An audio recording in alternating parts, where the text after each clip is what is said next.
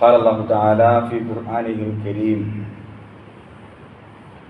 ووصينا الإنسان بوالديه حملته أمه وهنا على وهن وفصاله في عامين أن اشكر لي ولوالديك إلي المصير.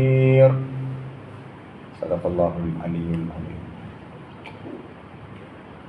رب اشرح لي صدري ويسر لي أمري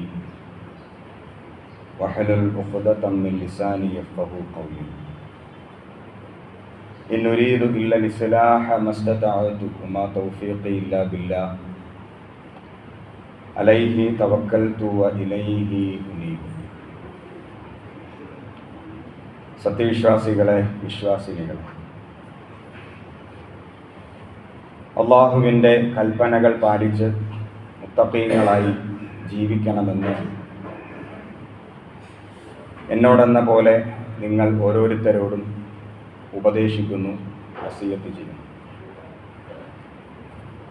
അല്ലാഹു സുബ്ഹാനഹു വ തആല യഥാർത്ഥ മുത്തഖീങ്ങളിൽ നാം ഏവരെയും ഉൾപ്പെടുത്തി അനുഗ്രഹിക്കുമാറാകട്ടെ.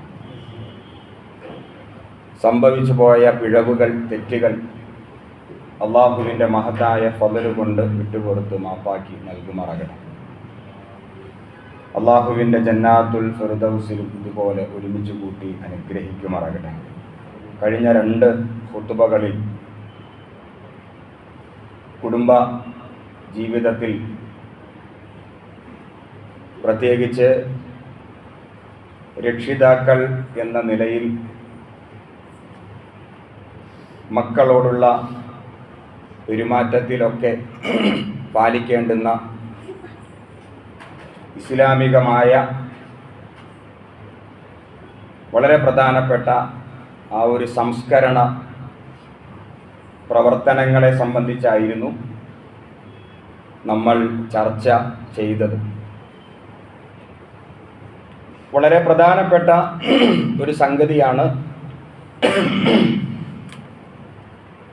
അതിലാരും തന്നെ വീഴ്ച വരുത്തുവാൻ പാടില്ല. കുടുംബ വിഷയത്തിൽ വീഴ്ച വരുത്തിയാൽ നമ്മൾ മനസ്സിലാക്കിയതുപോലെ അത് വ്യക്തിയുടെ അല്ലെങ്കിൽ കുടുംബത്തിൻ്റെ മാത്രം ഒരു തകർച്ച ആയിരിക്കില്ല. അത് സമൂഹത്തിൻ്റെ, അതേപോലെ തലമുറകളുടെ ഒരു തകർച്ചയായിട്ട് പരിണമിച്ചേക്കാം. അതിൻ്റെ ഏറ്റവും നല്ല ഒരു ഉദാഹരണമാണ് നമ്മളൊക്കെയും ഏറ്റവും ക്രൂരനായ ഏകാധിപതിയായിട്ട് വിശേഷിപ്പിക്കുന്ന ഒരു ഭരണാധികാരിയുണ്ട്, അഡോൾഫ് ഹിറ്റ്ലർ. ലക്ഷക്കണക്കിന് മനുഷ്യരെയാണ് അദ്ദേഹം കൊന്നൊടുക്കിയത്. അദ്ദേഹത്തിൻ്റെ ആത്മകഥയിൽ അദ്ദേഹം തന്നെ പറയുന്നുണ്ട്, എൻ്റെ കുടുംബ സാഹചര്യമാണ് എന്നെ ഇങ്ങനെ ആക്കിയത് എന്ന്. ചെറുപ്പത്തിൽ എൻ്റെ മാതാപിതാക്കൾ എന്നോട് കാണിച്ച കർക്കശ സ്വഭാവത്തിൻ്റെ പരിണിതി ഫലമാണ് ഞാൻ എന്ന് വേദനയോടെ അദ്ദേഹം തൻ്റെ ആത്മകഥയിൽ തൻ്റെ കുടുംബ സാഹചര്യത്തെ എടുത്ത് പറയുന്ന ആ ഒരു ഭാഗത്ത് ഈ സംഗതി വിശേഷിപ്പിക്കുന്നുണ്ട്. ഇത് ഹിറ്റ്ലറുടെ മാത്രം ഒരു കഥയല്ല. ഈ ലോകത്തെ വിറപ്പിച്ച ഒരുപാട് ഏകാധിപതികളുണ്ട്. അവരുടെ ഒക്കെ ആത്മകഥ, കുടുംബ സാഹചര്യത്തെ പരിശോധിക്കുമ്പോൾ ആ രൂപത്തിൽ അവരെ പരിവർത്തിപ്പിച്ചതിൽ കുടുംബ സംവിധാനങ്ങൾക്ക് പങ്കുണ്ട് എന്ന് മനസ്സിലാക്കാൻ സാധിക്കും. അതുകൊണ്ട് തന്നെയാണ് മുഹമ്മദ് നബി സ്വല്ലല്ലാഹു അലൈഹി വസല്ലം പറഞ്ഞു, കുല്ലു മൗലൂദിൻ യൂലദു അലൽ ഫിത്ര. എല്ലാ കുട്ടികളും ജനിക്കുന്നത് ശുദ്ധമായ പ്രകൃതിയോടുകൂടിയാണ്.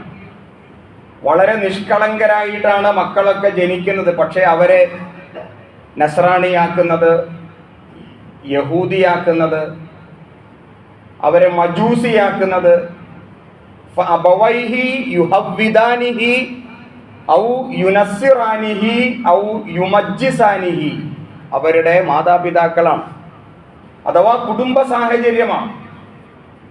കരുതലോടെ ശ്രദ്ധയോടെ വീടകം സംവിധാനിച്ചില്ല എങ്കിൽ ഇത്തരത്തിൽ വലിയ അപകടങ്ങൾ സംഭവിക്കും എന്ന് തന്നെയാണ് മുഹമ്മദ് നബി സ്വല്ലല്ലാഹു അലൈഹി വസല്ലമ നമ്മെ പഠിപ്പിച്ചിരിക്കുന്നത്. ഇനി വീട്ടിലെ വളരെ പ്രധാനപ്പെട്ട മറ്റ് അംഗങ്ങളെ സംബന്ധിച്ച് പറയുമ്പോൾ അതിലേറ്റവും പ്രധാനപ്പെട്ടവരാണ് മാതാപിതാക്കൾ. മക്കളോട് മാതാപിതാക്കൾ ഏത് രൂപത്തിലാണ് പെരുമാറേണ്ടത്? 2 ആഴ്ച നമ്മളത് മനസ്സിലാക്കി. ഇതേപോലെ തന്നെ ഗൗരവപ്പെട്ടതാണ് മാതാപിതാക്കളോട് മക്കൾ ഏത് രൂപത്തിലാണ് പെരുമാറേണ്ടത്. മാതാപിതാക്കളെ ഏത് രൂപത്തിലാണ് പരിഗണിക്കേണ്ടത്? ഒട്ടും വിട്ടുകളയാതെ വളരെ ശ്രദ്ധയോടെ തന്നെ അല്ലാഹു സുബ്ഹാനഹു വ തആലയും മുഹമ്മദ് നബി സ്വല്ലല്ലാഹു അലൈഹി വസല്ലമയും ആ സംഗതിയും നമ്മളോട് പറഞ്ഞിട്ടുണ്ട്. അപ്പോൾ നമ്മുടെ ജീവിതം എന്ന് പറയുന്നത് അള്ളാഹുവിൻ്റെ തൃപ്തിക്ക് വേണ്ടിയിട്ടാണ്. അള്ളാഹു നമ്മിൽ തൃപ്തിപ്പെട്ടില്ല എങ്കിൽ നമുക്ക് സ്വർഗമാണ് നഷ്ടമാവുക. വിശുദ്ധ ഖുർആനിലെ ഒരു ആയത്ത് പ്രകാരമുണ്ട്, റളിയല്ലാഹു അൻഹും വറളൂ അൻഹു ദാലിക ലിമൻ ഖശിയ റബ്ബ. നമ്മൾ കുറെ ഇബാദത്തുകളൊക്കെ ചെയ്തു, കുറെ ദിക്ർ ഔറാദുകളൊക്കെ ചെയ്തു, പക്ഷെ അതിൽ അള്ളാഹുവിൻ്റെ തൃപ്തി ഇല്ലെങ്കിലോ നമുക്കെല്ലാം നഷ്ടപ്പെട്ടു. അപ്പൊ അള്ളാഹുവിൻ്റെ തൃപ്തി നേടിയെടുക്കുക, അതിന് പല വഴികളുണ്ട്. അതിൽപ്പെട്ട ഒരു വഴിയാണ് നമസ്കാരം, ഇബാദത്തുകൾ. അതിൽ ഏറ്റവും പ്രധാനപ്പെട്ട ഒരു വഴി മുഹമ്മദ് നബി സ്വല്ലല്ലാഹു അലൈഹി വസല്ലം പറഞ്ഞു, അള്ളാഹുവിൻ്റെ തൃപ്തി എന്ന് പറയുന്നത് റിളൽ വാലിദൈൻ, മാതാപിതാക്കളുടെ തൃപ്തിയിലാണ്. ഈ ഹദീസ് 2 രൂപത്തിൽ വന്നിട്ടുണ്ട്. ഒന്ന് റിളൽ റബ്ബി ഫീ റിളൽ വാലിദ്, റബ്ബിന്റെ തൃപ്തി എന്ന് പറയുന്നത് മാതാപിതാക്കളുടെ തൃപ്തിയിലാണ്. വസഖ്തു റബ്ബി ഫീ സഖ്തിൽ വാലിദ്, അള്ളാഹുവിന്റെ കോപം എന്ന് പറയുന്നത് മാതാപിതാക്കളുടെ കോപത്തിലാണ്. സഖ്ത് എന്ന് പറഞ്ഞാൽ ദേഷ്യം അല്ലെങ്കിൽ കോപം. അപ്പൊ അള്ളാഹുവിന്റെ തൃപ്തി പല രൂപത്തിൽ നേടിയെടുക്കാം. അതിൽ ഒരു മേഖലയാണ് മാതാപിതാക്കളുടെ തൃപ്തി ഉണ്ടാവുക എന്നത്. ഒരു സഹോദരൻ, അദ്ദേഹം തൻ്റെ മാതാപിതാക്കളെ പരിപാലിക്കുന്നുണ്ട്. സങ്കല്പിക്കുക, തൻ്റെ മാതാപിതാക്കളെ നോക്കേണ്ട പോലെയൊക്കെ നോക്കുന്നുണ്ട്, മാതാപിതാക്കളോട് അനുവർത്തിക്കേണ്ടുന്ന രൂപത്തിൽ കടമകളൊക്കെ ചെയ്യുന്നു. പക്ഷെ ആ മാതാപിതാക്കൾക്ക് ആ മകനോട് തൃപ്തിയില്ല. അഥവാ മാതാപിതാക്കൾ തൃപ്തിപ്പെടുന്ന, അവരുടെ മനസ്സിൻ്റെ ഉള്ളിൽ തൃപ്തി കിട്ടുന്ന രൂപത്തിലുള്ള സേവനമല്ല ഈ മക്കൾ ചെയ്യുന്നത് എങ്കിലും, അപ്പൊ എന്തെങ്കിലും ചെയ്തിട്ട് കാര്യമില്ല എന്ന് തന്നെയാണ് റസൂൽ കരീം സല്ലല്ലാഹു അലൈഹി വസല്ലം പറഞ്ഞത്. എന്തെങ്കിലും മാതാപിതാക്കളോട് ഏതെങ്കിലും രൂപത്തിൽ എന്തെങ്കിലുമൊക്കെ ചെയ്തിട്ട് കാര്യമില്ല, അവരുടെ തൃപ്തി നേടിയെടുക്കണം. അവരുടെ ഉള്ളിൽ സന്തോഷം ജനിപ്പിക്കുന്ന, കുളിർമ ലഭിക്കുന്ന രൂപത്തിൽ മക്കൾ പെരുമാറുമ്പോഴാണ് അവരുടെ തൃപ്തി ഉണ്ടാവുകയുള്ളൂ. അതൊരു വല്ലാത്തൊരു പ്രയോഗമാണ്. 2 രൂപത്തിലാണ് ഈ ഹദീസ് വന്നിട്ടുള്ളത്. ഒന്ന് റിളല്ലാ എന്ന രൂപത്തിൽ, മറ്റൊന്ന് റിള റബ്ബി എന്ന രൂപത്തിൽ. അള്ളാഹുവിന്റെ തൃപ്തി, റബ്ബിന്റെ തൃപ്തി, ആ രൂപത്തിലാണ് ഈ ഹദീസ് വന്നിട്ടുള്ളത്. നിങ്ങളൊക്കെയും കേട്ട ഒരു പ്രവാചക വചനമുണ്ട്, അൽ ജന്നത്തു, സ്വർഗം എന്ന് പറയുന്നത് തഹ്ത അഖ്ദാമിൽ ഉമ്മഹാത്ത്, മാതാക്കളുടെ കാലിന്റെ ചോട്ടിലാണ്. പല പ്രാവശ്യമായി നമ്മൾ ഈ വചനം കേട്ടിട്ടുണ്ട്. മാതാക്കളുടെ കാലിന്റെ ചോട്ടിലാണ് സ്വർഗം എന്ന് പറയുന്നത്. നമ്മൾ ഈ ഹദീസിനെ ഒന്ന് നിർവചിക്കുമ്പോൾ മുഹമ്മദ് നബി സ്വല്ലല്ലാഹു അലൈഹി വസല്ലമ എന്താണ് ഈ പറഞ്ഞത്? മാതാവിന്റെ കാലിന്റെ ചോട്ടിൽ നമ്മൾ എത്ര ഗവേഷണം ചെയ്താലും സ്വർഗത്തെ കണ്ടെത്താൻ സാധ്യമല്ല ഭൗതികാർത്ഥത്തിൽ. മറിച്ച് അതൊരു സേവനത്തിന്റെ, അഥവാ മാതാവിനോടുള്ള സേവനം, മാതാവിനോട് കാണിക്കേണ്ട പ്രത്യേകമായ പെരുമാറ്റ ശൈലി, മാതാവിൻ്റെ മനസ്സിനെ തൃപ്തിപ്പെടുത്തൽ, ഉമ്മയോട് കാണിക്കേണ്ട പ്രത്യേകമായ പെരുമാറ്റ ശൈലി, അവിടെയാണ് സ്വർഗം കുടികൊള്ളുന്നത്.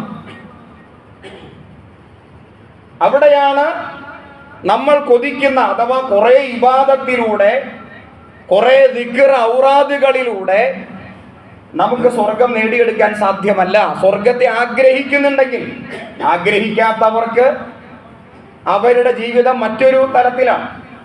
നമ്മൾ അതിയായി സ്വർഗത്തെ ആഗ്രഹിക്കുന്നുണ്ടെങ്കിൽ മാതാവിൻ്റെ കാലിൻ്റെ ചോട്ടിലാണ് സ്വർഗം, അവിടെയുണ്ട്. ആ ഒരു സേവനത്തിലൂടെ നിങ്ങൾക്ക് സ്വർഗത്തെ നേടിയെടുക്കാൻ സാധിക്കും. ഇനി പ്രവാചകൻ സ്വല്ലല്ലാഹു അലൈഹി വസല്ലം ഒരിക്കൽ അദ്ദേഹം ഇങ്ങനെ ക്ലാസ് എടുത്തുകൊണ്ടിരിക്കാൻ അദ്ദേഹം 3 പ്രാവശ്യം അദ്ദേഹം ആണയിട്ട് പറഞ്ഞു, അവന് ശാപം, അവന് ശാപം. ഇത് 3 പ്രാവശ്യം പറയാണ്. അതൊരു അറബി ശൈലി, അറബി പ്രയോഗമാണ്. അവൻ നശിക്കട്ടെ എന്നതിന്റെ അർത്ഥം. അവന് ശാപം. എന്താണ് അവന്റെ കുഴപ്പം? മാതാപിതാക്കളിൽ ആ 2 പേരിൽ ആരെങ്കിലും ഒരാള് ജീവിച്ചിരിക്കുന്നു, എന്നിട്ട് അവരെ സേവിച്ച് അവർക്ക് വേണ്ടത് ചെയ്തു കൊടുത്ത് സ്വർഗത്തിലേക്ക് പോകാൻ അവന് സാധിച്ചിട്ടില്ല. അവൻ അങ്ങനെ പെരുമാറുന്നില്ല എങ്കിൽ അവന് ശാപം, അവൻ നശിക്കട്ടെ. ഇത് ആരെയും പറഞ്ഞത്? ഏതെങ്കിലും ഒരു പണ്ഡിതനോ ആലിമോ അല്ല. ഇതൊരു പ്രാർത്ഥനാ വാചകമാണ്. ഇത് കേവലം ഒരു അഭിപ്രായമല്ല. റസൂൽ കരീം സല്ലല്ലാഹു അലൈഹി വസല്ലം നൽകുന്ന ഉപദേശങ്ങളുണ്ട്, അദ്ദേഹം നടത്തുന്ന പ്രാർത്ഥനകളുണ്ട്, അദ്ദേഹത്തിന്റെ കൽപ്പനകളുണ്ട്. ഇതൊക്കെയാണ് ഹദീസ്. ഇത് റസൂലിന്റെ പ്രാർത്ഥനയാണ്, ഇത് കൽപ്പനയല്ല, ഉപദേശമല്ല. അതാ മനസ്സിലാക്കേണ്ടത്. റസൂലിന്റെ പ്രാർത്ഥന എന്ന് പറയുമ്പോൾ അത് അല്ലാഹ് സ്വീകരിക്കാതെ പോകുമോ? റസൂൽ ആരാണ്? അഷ്റഫുൽ ഖൽഖാണ്, സൃഷ്ടികളിൽ ഏറ്റവും ഉത്തമൻ. അദ്ദേഹത്തിന്റെ ആ പ്രവാചകന്റെ റസൂലിന്റെ ദുആ അല്ലാഹ് സ്വീകരിക്കാതെ പോവില്ല. അതാണ് ഈ ഹദീസിന്റെ ഏറ്റവും പ്രധാനപ്പെട്ട മഹത്വം. റസൂൽ അല്ലാഹുവോട് ഇങ്ങനെ പ്രാർത്ഥിക്കുക, അവൻ നശിക്കട്ടെ, അവൻ നശിക്കട്ടെ, അവൻ നശിക്കട്ടെ, അവന് ശാപമുണ്ടാകട്ടെ. അപ്പോഴാണ് റസൂൽ പറഞ്ഞത്, ആർക്കാണ് റസൂൽ ഈ ശാപം ഉണ്ടാവേണ്ടത്? അപ്പോഴാണ് പറഞ്ഞത്, മാതാപിതാക്കളിൽ 2 പേരിൽ ഒരാൾ ജീവിച്ചിരുന്നിട്ട് അവരെ ഉപയോഗപ്പെടുത്തി സ്വർഗത്തിൽ പോകാൻ അവന് സാധിച്ചില്ല, അത്തരക്കാർക്കാണ് നാശമുണ്ടാവേണ്ടത്. ഇനി ഒരു സംഭവം ഉദ്ധരിക്കാം. അതായത് ഇബ്നു ഉമർ റളിയല്ലാഹു അൻഹു, അദ്ദേഹവുമായി ബന്ധപ്പെട്ടതാണ് ഈ സംഭവം. ഇമാം ബുഖാരി റഹിമഹുല്ലാ അദ്ദേഹത്തിന്റെ വളരെ പ്രസിദ്ധമായ ഒരു കിതാബുണ്ട്. ആ കിതാബിൽ അദ്ദേഹം രേഖപ്പെടുത്തി വച്ചിട്ടുണ്ട്, ഇബ്നു ഉമർ റളിയല്ലാഹു അൻഹുവിനോട്, അതായത് ഉമർ റളിയല്ലാഹു അൻഹുവിന്റെ മകനാണ് ഇബ്നു ഉമർ റളിയല്ലാഹു അൻഹു. ഇമാം ബുഖാരി റഹിമഹുല്ലാ അദ്ദേഹത്തിന്റെ അൽ അദബുൽ മുഫ്രദ് എന്ന കിതാബ്, അതിൽ ബാബു ജസാഉൽ വാലിദൈൻ, മാതാപിതാക്കളോട് പാലിക്കേണ്ട മര്യാദകൾ, കടമകൾ എന്ന ഒരു അധ്യായത്തിൽ ഈ ചരിത്ര സംഭവത്തെ നമുക്ക് വായിച്ചെടുക്കാൻ കഴിയും. ഇബ്നു ഉമർ റളിയല്ലാഹു അൻഹുവിനോട് ഒരാൾ വന്നിട്ട് പറയാണ്, ചോദിക്കുകയാണ്, ഞാൻ എൻ്റെ മാതാവിനെ ഹജ്ജുമായി ബന്ധപ്പെട്ട്, എൻ്റെ മാതാവാകട്ടെ വളരെ പ്രായം ചെന്നതാണ്, രോഗിയാണ്. അപ്പോൾ ഹജ്ജുമായി ബന്ധപ്പെട്ട് തവാഫ്, സായി ഒന്നും നിർവഹിക്കാൻ എൻ്റെ ഉമ്മാക്ക് സാധ്യമല്ല, നടക്കാൻ സാധ്യമല്ല. എൻ്റെ ഉമ്മയെ ഞാൻ ചുമന്നു, ഞാൻ തോളിലേറ്റി ചുമന്നു. ഹജ്ജ് തീരുന്നത് വരെ എവിടെയൊക്കെ കൊണ്ടുപോകണം അവിടെയെല്ലാം ഞാൻ കൊണ്ടുപോയി. മബ്റൂറായ മഖ്ബൂലായ ഹജ്ജ് നിർവഹിക്കാനായിട്ട് എൻ്റെ ഉമ്മാക്ക് എന്തൊക്കെ ചെയ്തു കൊടുക്കണം എല്ലാം ഞാൻ ചെയ്തു കൊടുത്തു. എൻ്റെ ഉമ്മയോടുള്ള കടമ ഇതോടുകൂടി അവസാനിച്ചോ, അല്ലെങ്കിൽ ആ ഉമ്മയോടുള്ള കടമ ഞാൻ യഥാവിധി നിർവഹിച്ചോ? ഇതാണ് ചോദ്യം. ഇബ്നു ഉമർ റളിയല്ലാഹു അൻഹു അതിന് കൊടുത്ത മറുപടി, നിന്റെ ഉമ്മ നിന്നെ പ്രസവിച്ച സമയത്ത് അനുഭവിച്ച വേദനയുടെ ശ്വാസത്തിന്റെ ഒരംശം പോലും എത്തിയിട്ടില്ല. ആ പ്രയോഗം വളരെ ശ്രദ്ധിക്കേണ്ടതാണ്. ഇബ്നു ഉമർ റളിയല്ലാഹു അൻഹു കൊടുത്ത മറുപടി, ആ വാക്കുകളെ ഒന്ന് എടുത്ത് പരിശോധിക്കേണ്ടതാണ്. അതായത് ആ പ്രസവിച്ച സമയത്തുള്ള ശ്വാസമെടുക്കാനുള്ള വേദനയുടെ അംശം പോലും ആയിട്ടില്ല. ആ ഒരു പ്രവൃത്തിയെ ഹജ്ജിന് പോയവർക്കറിയാം, ഉംറയ്ക്ക് പോയവർക്കറിയാം. തവാഫ് ചെയ്യാൻ എത്ര സമയമെടുക്കും, എത്ര ത്യാഗമാണ്. സഅയ് നിർവഹിക്കാൻ എത്ര സമയമെടുക്കും. ഇതൊക്കെ ഉംറയ്ക്കോ അല്ലെങ്കിൽ ഹജ്ജിനോ പോയവർക്ക് ഈ ഹദീസിന്റെ ആശയം മനസ്സിലാക്കാൻ പ്രയാസമില്ല. ദുൽഹജ്ജ് 8-ന് ആരംഭിച്ച് ദുൽഹജ്ജ് 11-നോ അല്ലെങ്കിൽ 12-നോ അവസാനിക്കുന്ന ദീർഘമായ ഒരു ഇബാദത്താണ് ഹജ്ജ്. ആ ഹജ്ജുമായി ബന്ധപ്പെട്ട ഒരുപാട് കർമ്മങ്ങളുണ്ട്. അവിടെയെല്ലാം ഉമ്മയെ എടുത്തുകൊണ്ടാണ് അദ്ദേഹം നടന്നത്. ഉമ്മക്ക് നടക്കാൻ കഴിയില്ല, പ്രായമായി. അപ്പോൾ എൻ്റെ ഉമ്മയോടുള്ള കടമ അവസാനിച്ചോ എന്ന ചോദ്യമാണ്. അതിനുള്ള മറുപടിയാണ് അദ്ദേഹം കൊടുത്തത്. അപ്പൊ ഈ ഹദീസുകൾ, ഇനിയും ധാരാളം ഹദീസുകളുണ്ട്. ഉപ്പയെ സംബന്ധിച്ചുള്ള ഹദീസുകളുണ്ട്, ഉമ്മയെ സംബന്ധിച്ചുള്ള ഹദീസുകളുണ്ട്. ഞാനിവിടെ ഓതി വെച്ച ആയത്ത് സൂറത്തുൽ ലുഖ്മാനിലെ 14-ാമത്തെ ആയത്താണ്. 14-ാമത്തെയും 15-ാമത്തെയും ആയത്ത് വളരെ വിശദമായി നിങ്ങളൊക്കെയും ഈ വിഷയത്തിൽ പഠിക്കേണ്ടതാണ്. അല്ലാഹു സുബ്ഹാനഹു വ തആല ഉപദേശിക്കുകയാണ്. വസ്വൈനൽ ഇൻസാന എന്നാണ് പ്രയോഗം. വസ്വൈന എന്ന് പറഞ്ഞാൽ ഞാൻ പ്രത്യേകമായിട്ട് ഊന്നൽ നൽകി. അഥവാ ഉപദേശത്തിന് 2 തലമുണ്ടല്ലോ. ഒന്ന് കേവല ഉപദേശം, രണ്ടാമതായിട്ട് ഒരു വിഷയത്തെ ഊന്നൽ കൊടുത്ത് പ്രാധാന്യം കൊടുത്ത് ഉപദേശിക്കൽ. ഇവിടെ വസ്വൈനൽ ഇൻസാന, മനുഷ്യ സമൂഹത്തെ മൊത്തത്തിൽ, ഇവിടെ മുസ്ലിങ്ങളെ എന്ന് പറയുന്നില്ല, മനുഷ്യ സമൂഹത്തെ മൊത്തത്തിൽ വളരെ ഗൗരവത്തിൽ ഇതാ ഞാൻ ഉപദേശിക്കുന്നു. ആരാ പറയുന്നത്? അല്ലാഹുവാണ്. ഒരു ആലിമിന്റെ വാക്കല്ല, പടച്ചവന്റെ വാക്കാണ്. എന്താണ് ഉപദേശം? ബിവാലിദൈഹി, മാതാപിതാക്കളുടെ കാര്യത്തിലാണ് ഉപദേശം. ഹമലതുഹു ഉമ്മുഹു, ആദ്യം മാതാപിതാക്കൾ അഥവാ ഉപ്പയെയും ഉമ്മയെയും സംബന്ധിച്ച് പറഞ്ഞിട്ട് പിന്നീട് ഉമ്മയിലേക്ക് മാത്രമായിട്ട് വരികയാണ്. ഹമലതുഹു ഉമ്മുഹു വഹ്നൻ അലാ വഹ്ൻ, അവനെ അവന്റെ മാതാവ് പ്രയാസത്തിനു മേൽ പ്രയാസം സഹിച്ചുകൊണ്ടാണ് ചുമന്നത്. വളരെ കഷ്ടപ്പെട്ടാണ് അവന്റെ മാതാവ് അവനെ ചുമന്നത്. വഫിസാലുഹു ഫി ആമൈൻ, 2 വർഷക്കാലം അവന് പാല് കൊടുത്തു. അനിഷ്കുർലി, അതുകൊണ്ട് എന്നോട് നന്ദി കാണിക്കണം, അഥവാ അല്ലാഹുവോട് നന്ദി കാണിക്കണം. വലി വാലിദൈക, നിന്റെ മാതാപിതാക്കളോട് നന്ദി കാണിക്കണം. ഇല്ലെങ്കിൽ ഇലയ്യൽ മസീർ, എന്റെ അടുക്കലേക്കാണ് നീ വരുന്നത്, ബാക്കി അവിടെ വെച്ച് കാണാം. ഇതാണ് ആയത്തിന്റെ അർത്ഥം. അപ്പൊ അല്ലാഹുവോട് നന്ദി കാണിക്കണം, പിന്നെ മാതാപിതാക്കളോട് നന്ദി കാണിക്കണം. അവിടെ ഉമ്മാനെ പ്രത്യേകം എടുത്തു പറഞ്ഞു.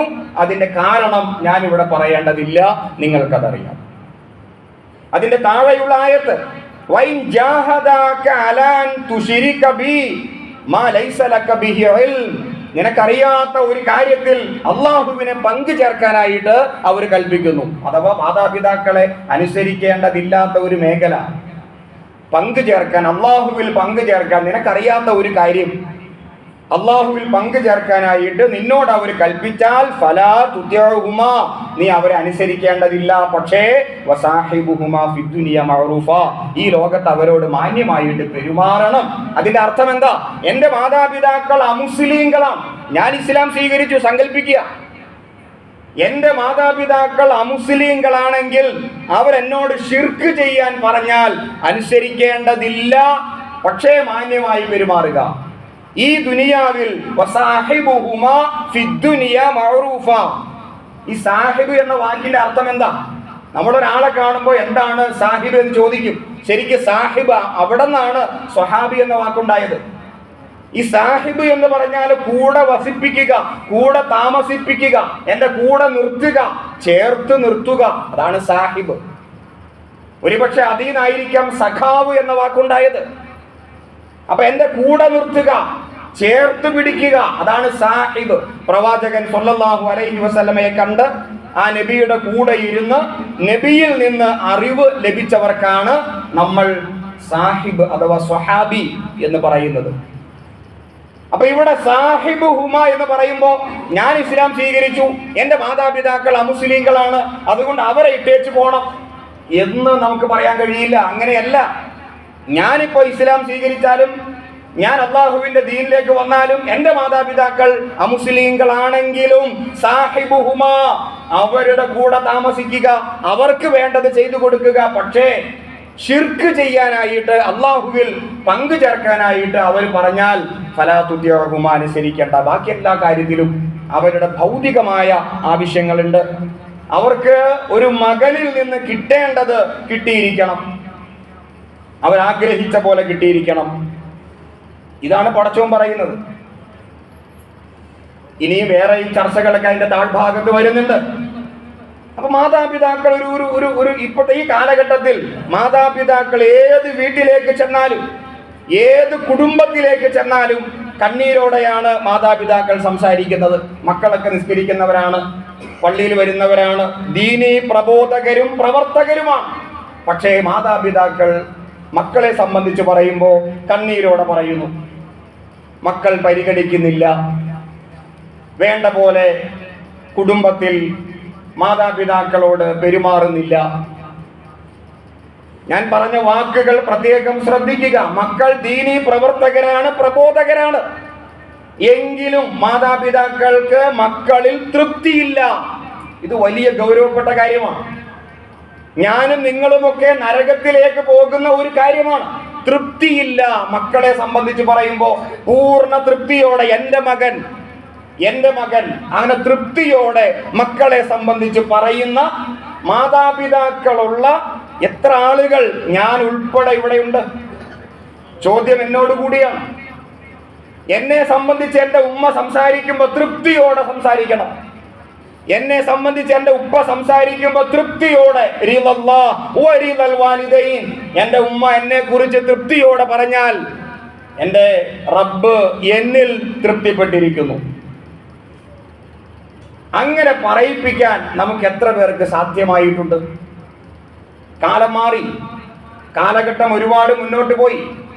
പുതിയ തലമുറയിൽപ്പെട്ട മക്കൾ പറയുന്ന പരാതി, ഞങ്ങളുടെ പേരൻസ്, ഞങ്ങളുടെ മാതാപിതാക്കൾ, അവർക്ക് ഞങ്ങളെ സംബന്ധിച്ച് കൃത്യമായി മനസ്സിലായിട്ടില്ല. ഞങ്ങൾ പറയുന്ന ഒരു കാര്യവും ഞങ്ങളുടെ മാതാപിതാക്കൾക്ക് മനസ്സിലാക്കുന്നില്ല. ഇത് പുതിയ തലമുറയുടെ ഒരു വർത്തമാനമാണ്. ഇതേപോലെ ഒരു മകൻ തൻ്റെ മാതാപിതാക്കളുടെ ഒരു പ്രശ്നവുമായി ബന്ധപ്പെട്ട് സമീപിക്കുകയുണ്ടായി. എൻ്റെ ഉപ്പാക്ക് ഞാൻ പറയുന്ന കാര്യം മനസ്സിലാക്കുന്നില്ല. അവിടെ കമ്മ്യൂണിക്കേഷൻ ഗ്യാപ്പുണ്ട്, ജനറേഷൻ ഗ്യാപ്പുണ്ട്. ഈ മകൻ ജീവിക്കുന്നത് ഈ ഒരു കാലഘട്ടത്തിലാണ്, 2026. ഈ ഉപ്പ ജീവിക്കുന്നത് ഈ ഒരു കാലഘട്ടത്തിലാണെങ്കിലും ഉപ്പയുടെ ചിന്തകൾ, ആ ചിന്തകൾക്ക് ഒരുപാട് പഴക്കമുണ്ട്. 900 അല്ലെങ്കിൽ 1980-കൾ, 1975-കൾ, 90-കൾ, ആ ഒരു കാലഘട്ടത്തിൽ നിന്നുകൊണ്ടാണ് ഉപ്പ ചിന്തിക്കുന്നത്. ഈ മകൻ ചിന്തിക്കുന്നത് 2026 കഴിഞ്ഞ് 30, 40, 50-കൾ, കുറച്ചുകൂടി മുന്നോട്ടാണ് ഈ മകൻ ചിന്തിക്കുന്നത്. അതുകൊണ്ട് മകന്റെ ചിന്തകൾ, മകന്റെ അഭിപ്രായങ്ങൾ കുറച്ചുകൂടി വലുതാണ്. ഉപ്പയെ സംബന്ധിച്ച് പറഞ്ഞാൽ 1980-കളിൽ 5 രൂപയ്ക്ക് എത്ര മൂല്യമുണ്ടായിരുന്നോ അതേ മൂല്യം ഇപ്പോഴും ഉപ്പാക്ക് 5 രൂപയ്ക്കുണ്ട്. ഇതാണ് ഉപ്പയുടെ ചിന്തയുടെ ഒരു വ്യത്യാസം. അപ്പൊ ഇങ്ങനെ അവർ തമ്മിൽ സംഘർഷത്തിലായി. മകന് പഠിക്കണം, ഉപ്പയാകട്ടെ സമ്മതിക്കുന്നില്ല. ആ വിദ്യാഭ്യാസം, ആ അറിവ്, ആ ഒരു കോഴ്സ് നമുക്ക് വേണ്ട. മകനാകട്ടെ ആ ഒരു കോഴ്സ് അത് പഠിക്കാനായിട്ട് വലിയ താല്പര്യം. അവർക്കിടയിൽ അഭിപ്രായ വ്യത്യാസങ്ങളായി, പ്രശ്നങ്ങളായി. എന്താ ചെയ്യേണ്ടത്? ഇവിടെയാണ് ഇസ്ലാം മുന്നോട്ട് വയ്ക്കുന്ന ഒരു പരിഹാരം. വിശുദ്ധ ഖുർആനിലെ സൂറത്ത് ശൂറയിൽ 38-ാമത്തെ ആയത്തിൽ അല്ലാഹു സുബ്ഹാനഹു വ തആല പറയുന്നു, ഒരു സത്യവിശ്വാസിയുടെ പ്രധാനപ്പെട്ട 3 കാര്യങ്ങൾ, അഥവാ ഇസ്ലാമിലേക്ക് വന്നു കഴിഞ്ഞാൽ ഒന്നാമതായി അവൻ നമസ്കാരത്തെ ചിട്ടയോടെ നിർവഹിക്കുന്നു. 1. രണ്ടാമതായി അവരുടെ കാര്യങ്ങൾ കൂടിയാലോചനയിലൂടെ തീരുമാനിക്കുന്നു. 3-ാമതായി അള്ളാഹു തനിക്ക് നൽകിയ വിഭവങ്ങൾ ചെലവഴിക്കുന്നു. ഈ 3 ഗുണങ്ങളാണ് ഒരു സത്യവിശ്വാസിക്ക് പ്രധാനമായിട്ട് ഉണ്ടാവേണ്ടത്. 1 നമസ്കാരത്തിന്റെ കാര്യമാണ്. രണ്ടാമത് പറഞ്ഞത് വഅംറുഹും ശൂറാ ബൈനഹും, അവരുടെ കാര്യങ്ങൾ കൂടിയാലോചനയിലൂടെ തീരുമാനിക്കുന്നു. അപ്പൊ നമ്മുടെ കുടുംബത്തിൽ എന്താ വേണ്ടത്? കൂടിയാലോചന. അഥവാ മക്കളെ വിളിച്ചിരുത്തുക. ഉമ്മയുണ്ട്, ഉപ്പയുണ്ട്, പേരക്കുട്ടികളുണ്ട്, മക്കളുണ്ട്, എല്ലാവരെയും വിളിച്ചിരുത്തുക. മക്കളുടെ അഭിപ്രായങ്ങൾ ചോദിക്കുക. മക്കൾ പറയട്ടെ ഞാൻ പഠിക്കുന്ന കോഴ്സിന്റെ പ്രത്യേകത. ഉപ്പ പറയട്ടെ, ഉമ്മ പറയട്ടെ, പേരക്കുട്ടികൾ പറയട്ടെ, സംസാരിക്കട്ടെ. വെല്ലുപ്പ പറയട്ടെ, വെല്ലുമ്മ സംസാരിക്കട്ടെ. എല്ലാവരും കൂടിയിട്ട് ഷൂറ കൂടുക എന്ന് പറയും. അങ്ങനെ കൂടിയിരുന്ന് ചർച്ച ചെയ്ത് ഒരു കാര്യം തീരുമാനിക്കുമ്പോൾ എത്ര ആശ്വാസമായി, എത്ര വലിയ പ്രശ്നങ്ങളെയും രമ്യമായി നമുക്ക് പരിഹരിക്കാൻ കഴിയും. ഇത് അള്ളാഹു പറഞ്ഞ കാര്യമാണ്. ഏതൊക്കെ കുടുംബങ്ങളിൽ ഗൃഹയോഗങ്ങൾ ചേരാറുണ്ട്? ഗൃഹയോഗം എന്ന് പറഞ്ഞാൽ മക്കളും ഭാര്യയും മാതാപിതാക്കളും ഒക്കെ അടുത്തിരിക്കണം. അവർക്ക് പറയാനുള്ളത് അവർ പറയട്ടെ, പറയാനുള്ള അവസരം കൊടുക്കണം. അപ്പൊ മകന്റെ വേദനകൾ പറയും. എനിക്ക് ഇന്ന ഇന്ന പ്രശ്നങ്ങളുണ്ട്, എനിക്ക് ഇന്ന ഇന്ന ബുദ്ധിമുട്ടുകളുണ്ട്. ഉപ്പ അന്ന് അങ്ങനെ പറഞ്ഞു, ഉപ്പ അന്ന് ഇങ്ങനെ പറഞ്ഞു, എനിക്ക് വേദനയുണ്ടാക്കി. അങ്ങനെ പറയാൻ പാടില്ല. അങ്ങനെ പറയാനുള്ള സ്വാതന്ത്ര്യം മക്കൾക്ക് കൊടുക്കണം. ഉപ്പാക്കും സംസാരിക്കാൻ കുറെ കാര്യങ്ങൾ ഉണ്ടാകും. ഉപ്പ പറയുമ്പോൾ ഉപ്പാക്കും സ്വാതന്ത്ര്യം വേണം. അഭിപ്രായങ്ങൾ തുറന്നു പറയണം. തുറന്നു പറയുമ്പോൾ തന്നെ മനസ്സ് ശൂന്യമായി. ഇതിങ്ങനെ മനസ്സിന്റെ അകത്ത് കിടക്കുമ്പോഴാണ് പൊട്ടിത്തെറികളൊക്കെ ഉണ്ടാകുന്നത്. മരുമകൾ പറയട്ടെ, അമ്മായിയമ്മ പറയട്ടെ, എല്ലാവരും പറയട്ടെ. പറഞ്ഞു അവസാനം ഷൂറയിലൂടെ രമ്യമായിട്ട് ആ വിഷയത്തെ പരിഹരിക്കുന്ന അർത്ഥത്തിലുള്ള ഒരു ഗൃഹയോഗ സംവിധാനം നമ്മുടെ കുടുംബത്തിലുണ്ടോ? മക്കളെ കേൾക്കാൻ നമുക്ക് സമയമില്ല. മാതാപിതാക്കളെ കേൾക്കാൻ മക്കൾക്കും സമയമില്ല, ആർക്കും സമയമില്ല. അവിടെ എന്താ സംഭവിക്കുക? പൊട്ടിത്തെറി ഉണ്ടാകും, പ്രശ്നങ്ങൾ ഉണ്ടാകും, മക്കൾ ഇറങ്ങിപ്പോകും, ഉപ്പ ദേഷ്യപ്പെടും, അമ്മായിമ്മ അല്ലെങ്കിൽ മരുമകള് സംഘർഷങ്ങൾ ഉണ്ടാകും, കുടുംബം തകരും, വിങ്ങിപ്പൊട്ടി ആരോടും പറയാതെ, പുറത്താരെ അറിയിക്കാതെ. എന്നാൽ പൊട്ടുന്ന ഒരു വലിയ ബോംബിന്റെ രൂപത്തിൽ ആ കുടുംബം എപ്പോ വേണമെങ്കിലും പൊട്ടാം, പക്ഷേ പുറത്താരോടും പറയാതെ അങ്ങനെ മുന്നോട്ട് പോകും. ഇതല്ല ഇസ്ലാമികമായ രീതി. അവിടെയാണ് അംറുഹും ശൂറാ ബൈനഹും. ഇത് ഷൂറ കൂടുക എന്ന് പറഞ്ഞാൽ പള്ളി കമ്മിറ്റി കൂടുക, അത് മാത്രമല്ല. നമ്മൾ വച്ചിരിക്കുന്നത് പള്ളി കമ്മിറ്റി ഷൂറ കൂടി, രാഷ്ട്രീയക്കാര് ഷൂറ കൂടി. അപ്പൊ ഷൂറ കൂടുക എന്ന് പറഞ്ഞാൽ പള്ളി കമ്മിറ്റി, രാഷ്ട്രീയക്കാരെ പുറത്ത്, ഇതൊരു സാമൂഹ്യമായ പ്രവർത്തനം അല്ല. ഇത് എല്ലാ രംഗത്തും ഒരു സത്യവിശ്വാസിയുടെ വിജയത്തിന്റെ ഘടകമാണ് അഭിപ്രായം ചോദിക്കുക, ഒറ്റയ്ക്ക് തീരുമാനിക്കരുത്. കുടുംബത്തിലാണെങ്കിലും അത് ഏറ്റവും പ്രധാനപ്പെട്ട സംഗതിയാണ്. അങ്ങനെ ഷൂറയിലൂടെ, ആ കൂടിയാലോചനയിലൂടെ ഈ പ്രശ്നങ്ങളെ പരിഹരിക്കണം. അങ്ങനെ ഒരു വിഷയത്തെ പരിഹരിച്ചതിന്റെ ഒരനുഭവം എനിക്കുണ്ടായിട്ടുണ്ട്. ആ പ്രശ്നം അവിടെ തീർന്നു. ഉപ്പാക്ക് ബോധ്യപ്പെട്ടു മകൻ പഠിക്കാൻ പോകുന്ന ആ കോഴ്സിന്റെ മഹത്വം. അപ്പോഴാണ് ഉപ്പാക്ക് മനസ്സിലായത് ഇത്ര വലിയ കോഴ്സാണ് എങ്കിൽ എത്ര പണം ഞാൻ തരാം. ഉപ്പ സമ്മതിക്കുക. ഈ മകൻ എന്തിനു പഠിക്കുന്നു, ആ കോഴ്സിന്റെ പ്രത്യേകത എന്താ, ഉപ്പക്കറിയില്ല. കാരണം ഞാൻ ആദ്യം പറഞ്ഞു, ഉപ്പ ജീവിക്കുന്നത് 1980-കളിലാണ്, മകൻ ജീവിക്കുന്നത് 2026 കഴിഞ്ഞുപോയി. ആ ഒരു ജനറേഷൻ ഗ്യാപ്പ് അവിടെ ഉണ്ട്. അതുകൊണ്ട് ഉപ്പാക്ക് അത് ക്ലിയർ ആകുന്നില്ല. അത് ക്ലിയർ ആക്കി കൊടുത്തപ്പോ ഇത്ര വലിയ കോഴ്സാണോ എങ്കിൽ ഏത് ത്യാഗവും ഞാൻ സഹിക്കാൻ തയ്യാറാണ്, നീ പഠിച്ചോ, എന്തിനും ഞാൻ റെഡിയാണെന്ന് ആ ഉപ്പ പറയുന്നു. കാരണം മനസ്സിലായിട്ടില്ല. മനസ്സിലാക്കാനായിട്ട് മകന് പറയാൻ ഒരു വേദിയില്ല. ആ വിഷയം അവിടെ തീർന്നു. സന്തോഷത്തോടെ മകൻ പഠിക്കാൻ പോയി. ആ കുടുംബം സന്തോഷത്തോടെ മുന്നോട്ട് പോകുന്നു. അപ്പൊ അല്ലാഹു സുബ്ഹാനഹു വ തആല വെറുതെ ഒരു കാര്യം പറയില്ല. അംറുഹും ശൂറാ ബൈനഹും. ഇതെല്ലാവരും മനഃപ്പാഠമാക്കി വയ്ക്കേണ്ട കാര്യമാണ്.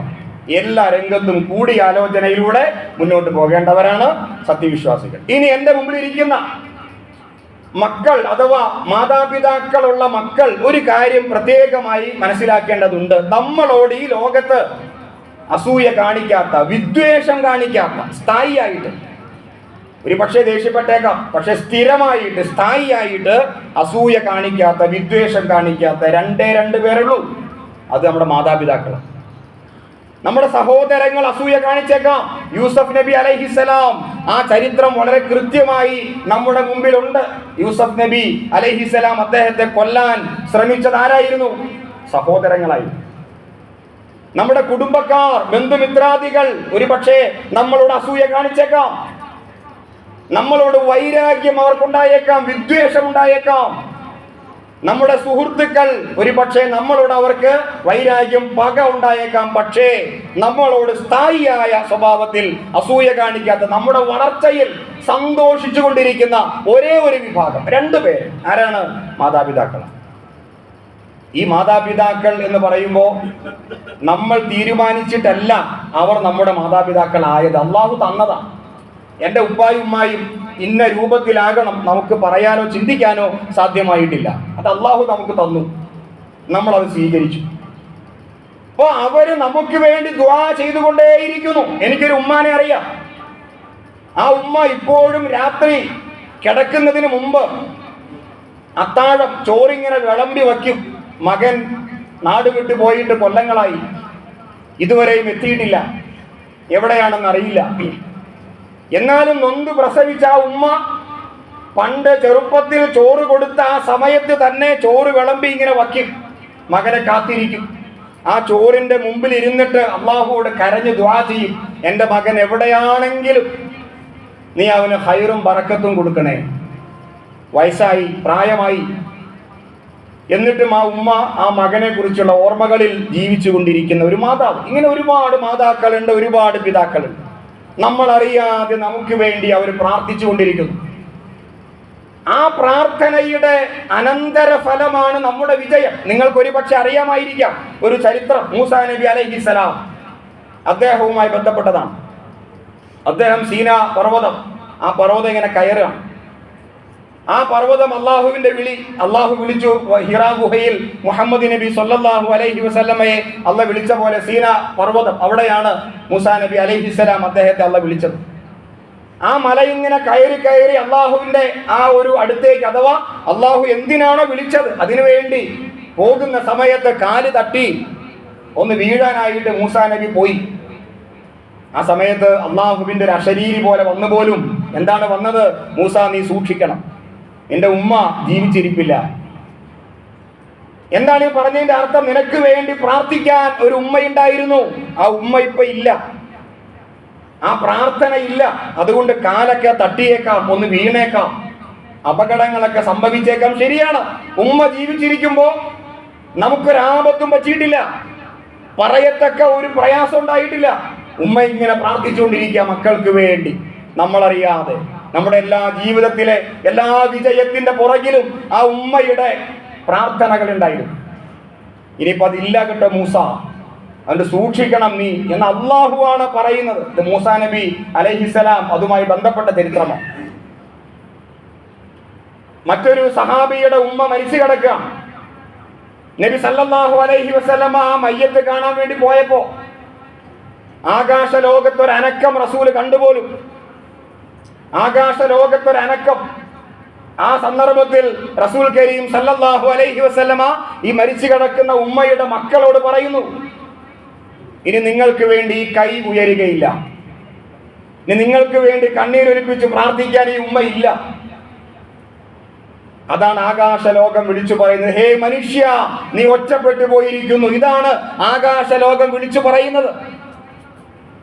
ഇതാണ് ഉമ്മ, ഇതാണ് ഉപ്പ. അത് നിസ്സാരക്കാരല്ല. അവർ പ്രായത്തിന്റെ അല്ലെങ്കിൽ വേറെ ഏതെങ്കിലും ഒക്കെ അറിവില്ലായ്മ കൊണ്ട് ചില വർത്തമാനങ്ങളൊക്കെ പറഞ്ഞാൽ അതിനെ വളരെ തന്ത്രപൂർവ്വം ഹിക്മത്തോടെ കൈകാര്യം ചെയ്യേണ്ടവരാണ് മക്കൾ. തട്ടിക്കയറാനോ ഛേ എന്ന് പോലും പറയരുത്, എല്ലാവർക്കും അറിയാവുന്ന വചനമാണ്. മനസ്സ് വേദനിപ്പിക്കുന്ന ഛേ, വലാ തഖുല്ലഹുമാ ഉഫ്ഫിൻ, അങ്ങനെ അവരെ വെറുപ്പിക്കുന്ന. ഇപ്പൊ സഹാബിമാരുടെ ചരിത്രം പഠിക്കുകയാണെങ്കിൽ 2 നില വീടുള്ള പൂർവ്വസൂരികൾ, 2 നില വീടാണെങ്കിൽ അവർക്ക് 2ാമത്തെ നിലയിൽ കയറാൻ ഒരു പ്രയാസം. എൻ്റെ ഉമ്മ താഴെയാണ്, എൻ്റെ ഉപ്പ താഴെയാണ്, അതുകൊണ്ട് മുകളിൽ ഞാനോ പാടില്ല. അപ്പൊ അതൊരു റെസ്പെക്റ്റ് അല്ല, ബഹുമാനമല്ല. അതുകൊണ്ട് അവർക്കൊരു പ്രയാസം. അങ്ങനെ മാതാപിതാക്കൾക്ക് കൊടുക്കേണ്ട സ്ഥാനവും പദവിയും കൊടുത്ത് പടച്ചവന്റെ തൃപ്തി നേടിയെടുക്കാൻ നമുക്ക് സാധിക്കണം. കാലം മാറിയപ്പോൾ മാതാപിതാക്കളെ ആരും ഓർക്കാറില്ല, പരിഗണിക്കാറില്ല. അവർ പുറത്തൊന്നും പറയാറുമില്ല, അവരുടെ പ്രയാസങ്ങൾ പുറത്ത് പറയാറുമില്ല. അതുകൊണ്ട് കാലഘട്ടത്തിന് അനുയോജ്യമായിട്ട് മക്കൾ നിൽക്കണം. വാപ്പയും ഉമ്മയൊക്കെ ഒരുപാട് പഴഞ്ചനാണ് എന്ന രീതി മാറ്റണം.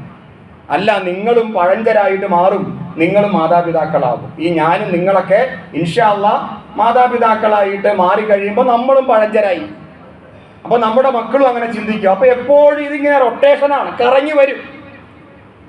അതുകൊണ്ട് പഴഞ്ചരല്ല അവർ അനുഭവ സമ്പത്തുള്ളവരാണ്, ജീവിത അനുഭവം ഉള്ളവരാണ്. അവർ പറയുന്ന വാക്കുകൾക്ക് വില കൊടുക്കണം. അവരെ ആദരിക്കണം, ബഹുമാനിക്കണം. ഇല്ലാതെ പടച്ചവന്റെ തൃപ്തി നമുക്ക് നേടിയെടുക്കാൻ സാധ്യമല്ല. പടച്ചവൻ തൗഫീഖ് ചെയ്ത് അനുഗ്രഹിക്കുമാറാകട്ടെ. വീഴ്ചകൾ വിട്ടുപുറത്ത് മാപ്പാക്കി നൽകുമാറാകട്ടെ. അള്ളാഹുവിൻ്റെ ജന്നാത്തുൽ ഫിർദൗസിൽ മാതാപിതാക്കൾക്കൊപ്പം നമുക്ക് ഇങ്ങനെ ഒരുമിച്ച് കൂടാനുള്ള സൗഭാഗ്യം അള്ളാഹു പ്രദാനം ചെയ്യുമാറാകട്ടെ. വാഖിർ ദഅവതി അനിൽ ഹംദുലില്ലാഹി റബ്ബിൽ ആലമീൻ.